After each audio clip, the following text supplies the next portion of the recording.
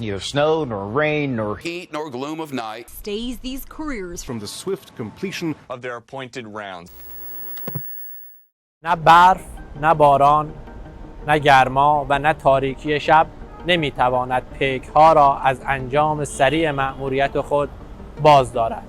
این جمله‌ایه که هرودوت در وصف سیستم نامه‌نگاری ایران دوران هخامنشی گفت تا 2400 سال بعد و در سال 1914 میلادی اینجا نیویورک و در قلب منهتن بر روی سردر بزرگترین ساختمان پستی ایالات متحده آمریکا حک بشه و امروز تبدیل به شعار غیررسمی بزرگترین سیستم پستی جهان بشه. شعاری که مردم و رسانه‌های آمریکا اونو عنصر هویت بخش سیستم پستی آمریکا میدونن و عملکرد پست رو بر اساس اون محک میزنن. من سینا زارعی یک روزنامه‌نگار مستقل هستم و در این گزارش درباره تفاوت نظام پستی ایران و آمریکا صحبت میکنم. همچنین نگاهی میندازم به تأثیر پست در شکل‌گیری و استقلال کشور آمریکا. اگر این گزارش رو دوست داشتید با اشتراک اون میتونید ضمن حمایت از من سهمی در اطلاع رسانی اخبار و گزارش‌های مستقل داشته باشید.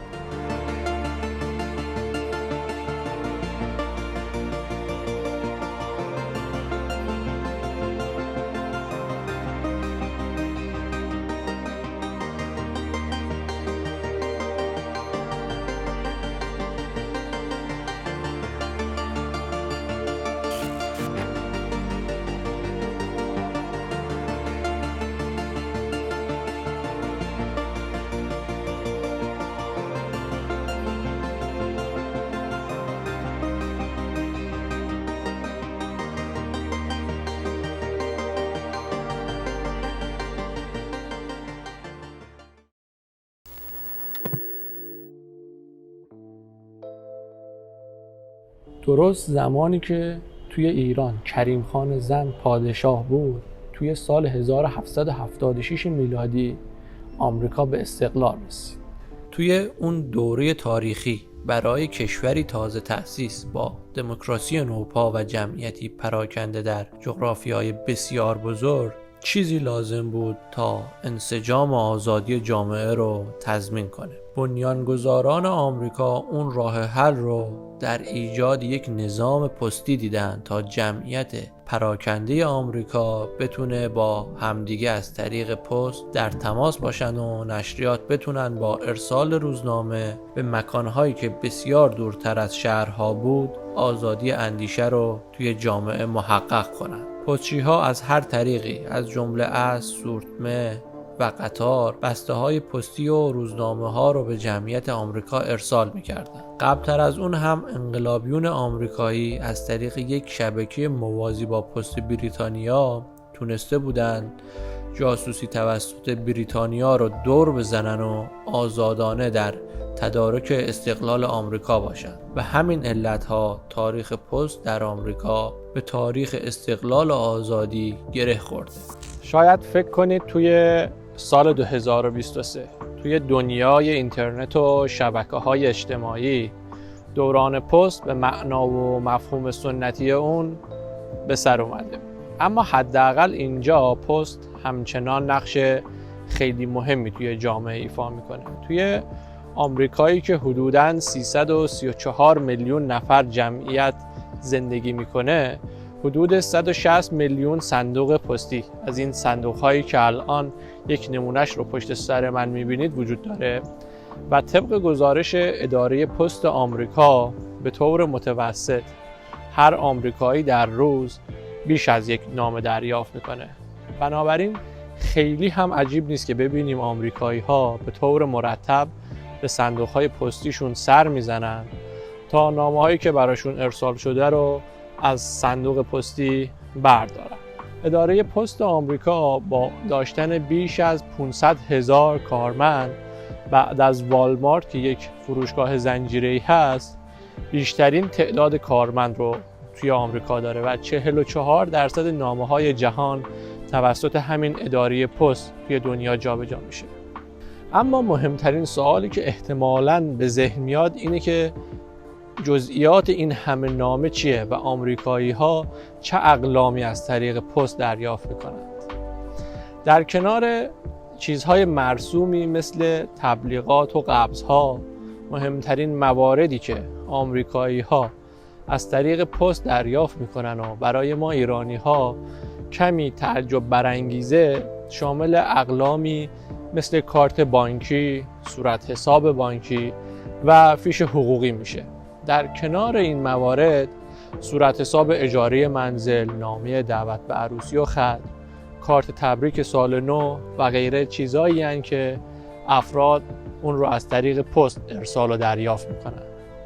حتی خیلی از آمریکایی‌ها داروهای دوره خودشون رو از طریق پست دریافت میکنن.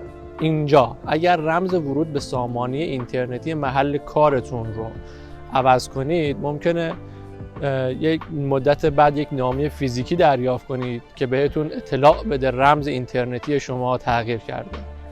آمریکایی‌ها حتی میتونن از طریق پست در انتخابات شرکت کنن و بر اساس گزارش اسوسییتد پرس توی سال 2016 25% و توی سال 2020 که دوران پاندمی کرونا بود 44% رای دهندگان آمریکایی از طریق برگه‌های پستی توی انتخابات آمریکا شرکت کردند. اما شاید جالبترین تفاوت فرهنگ پستی ایران و آمریکا در نحوه توزیع بسته‌های پستی باشه. در ایران چه نامه چه بسته‌های پستی حتما باید توسط خود گیرنده تحویل و امضا بشه، ولی توی آمریکا نامه‌های پستی که به صندوق انداخته میشه، ولی بسته‌های پستی میتونه جلوی در خونه افراد رها بشه تا هر وقت گیرنده به خونه برگشت بسته‌ها رو برداره. این بسته‌ها هم میتونه شامل یک چیز گران قیمت مثل دوربین فیلمبرداری و گوشی موبایل یا لپتاپ بشه. دقیقاً هم به خاطر همین تفاوت فرهنگی و قانونی هست که خیلی از سندهای مهم ما ایرانی‌ها مثل کارت ماشین، کارت سوخت، گواهینامه و غیره به علت نبودن فرد توی خونه به اداره پست برگشت میخوره.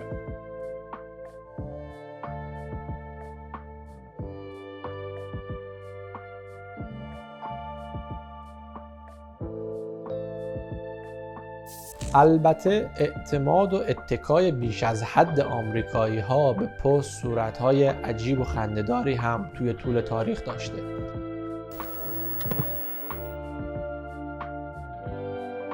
توی سال 1914 پدر و مادری دختر 5 ساله خودشون رو با چسبوندن یک تمبر 53 سنتی به پست تحویل میدن تا اداره پست دختر رو به مادر بزرگش تحویل بده. از قضا پست هم دخترک رو سوار قطار میکنه و اون رو به مادر بزرگش در آیداهو میرسونه و ارسال کودک توسط پست برای دوره کوتاه امکان پذیر میشه.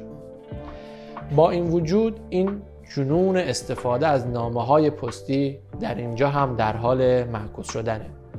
با گسترش اینترنت، ایمیل و تلاش‌های محیط زیستی توی 10 سال گذشته تعداد نامه‌ها با 20% کاهش به عدد همچنان بزرگ 127 میلیارد نامه در سال رسیده. ولی تعداد بسته‌های پستی که معمولاً نتیجه خریدهای اینترنتیه توی همین 10 سال رشد 100% داشته و به عدد 7.2 میلیارد رسیده. جنون جدیدی که احتمالاً مرزهاش فراتر از آمریکاست.